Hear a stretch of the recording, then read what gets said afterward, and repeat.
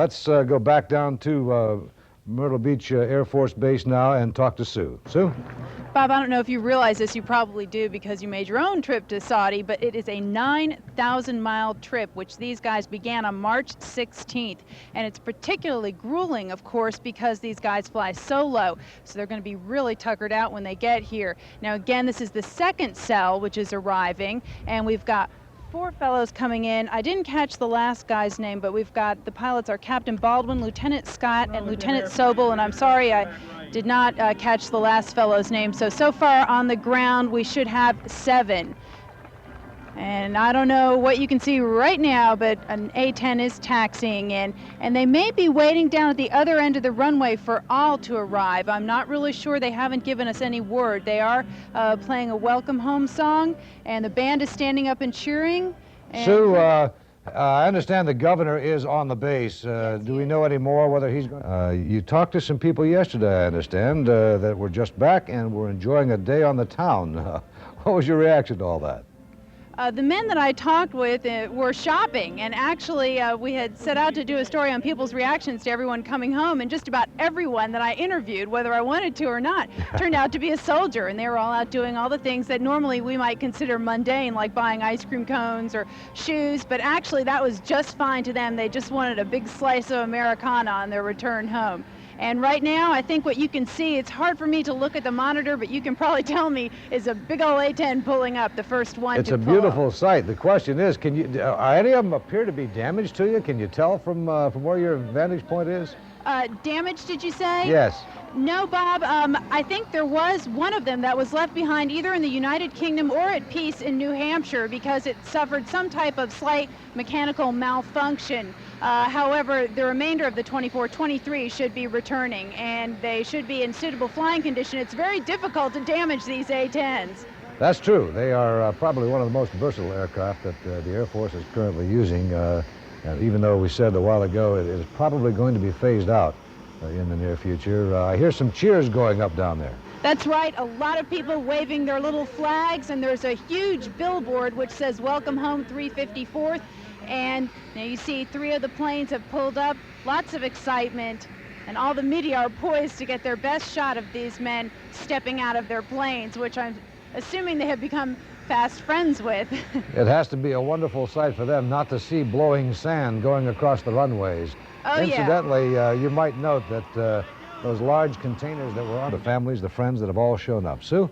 Oh gosh, Bob, this is really an amazing scene. I wish you could see just about everything. There's a very good shot where you can see the media, and then we're getting a view of the planes coming in. Amanda's right, we'll have 11 total right now. 4 more have joined the 3 on the flight line that were there when you left me to go to Amanda with her bird's eye view there. And again, everyone is really excited. It's not quite as subdued as some of the other welcome homes have been. And a little update on the people coming in tonight, that's closer to 400, I've been told. And a big cheer, round of applause as the pilots are opening their cockpits right now again. And you asked me also about Colonel Sandy Sharp and whether he would be returning anytime soon, and I've been told that since he is the commander of the entire 354th, that he'll be over there probably one of the very last, if not the last people to return, just because he's so important to the operation. What kind of music do I hear in the background there? Sue Abrams is standing by again now at Myrtle Beach Air Force Base. So, Sue? You know, Bob, you were talking about Lieutenant Sweet. When he was thinking about his parents, he said he envisioned his mother sitting there making breakfast as she always does, and then getting the notification from an Air Force person walking up and telling her that her son was now a prisoner of war. And that was one of the many things that went through his mind while he was in solitary confinement, which he was for much of the time that he was in captivity.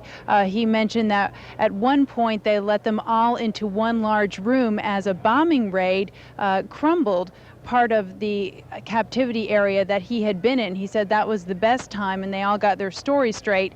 And after that, it was back into solitary. He said he was beaten 3 times, and he wouldn't really describe it as torture, though. He said they wanted to do things that were not really identifiable but were pretty painful. And someone who had given him a big gash on his face with a rifle butt was in a lot of hot water because that was very identifiable as abuse of prisoners of war.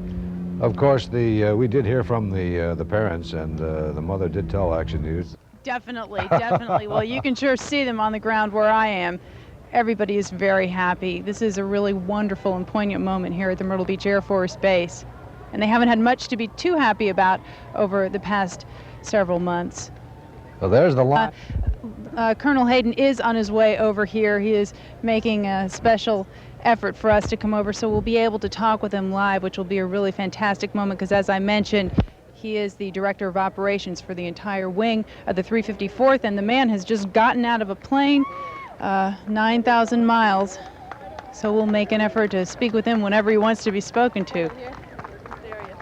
Colonel Hayden, welcome back. We're live on TV. I want to tell you that in case you didn't know. Oh, so I have to be nice. Yes, you have to be nice. How does it feel to be back It's on? great. You just don't know, and this is, what a reception. This is really, really good. How did it feel to have the people be so wonderful to you even while you were over there? That made all the difference. I returned from another war one time where it was not like this, and I'll tell you, just reading the newspapers and getting the letters and the many, many things the folks did here, especially in the area for us, it never stopped, and you always knew that you had that support. It was really great. A 9,000-mile journey, I am told, over just a couple days' time. Is that right? Well, it was a pretty long. I'd say it's closer to 8. Yeah. Well, who's going to bicker at Right. 1,000? We've seen some wonderful country, but we always knew we were heading west, and we'd be back here someday. And even though we're a little bit late, we're here. Sue, how far behind We had him that is goal. the other squadron? Okay, Bob Howick from the anchor desk is asking me how far behind is the other squadron. Still coming in tomorrow, you estimate? Yes, the other squadron, weather permitting, and tankers, because we have to refuel quite a few times for those distances. The other squadron should be in about the same time tomorrow. I know you can't make any predictions per se about the A-10's usefulness, but would you say, just an objective view, that its performance in this war would make it perhaps more useful and a little less obsolete than it had been considered before the war? I don't think it's an obsolescence thing. I think whenever anybody talks about the A-10 and whether it's going to remain, you have to think that the Air Force is drawing down from some 42 TAC fighter wings down to 26. Something has to go. It's going to be some of every type of airplane. I'm convinced that some A-10s will remain in the inventory, but maybe not all of them. Okay, well, thank you very much. I appreciate you coming over and talking with us, and welcome back. Thank you. All right. Hi, sir. I'm a scholar. Bob? Thank you, Sue. I had the opportunity to talk to the colonel in Saudi Arabia in November, and we're going to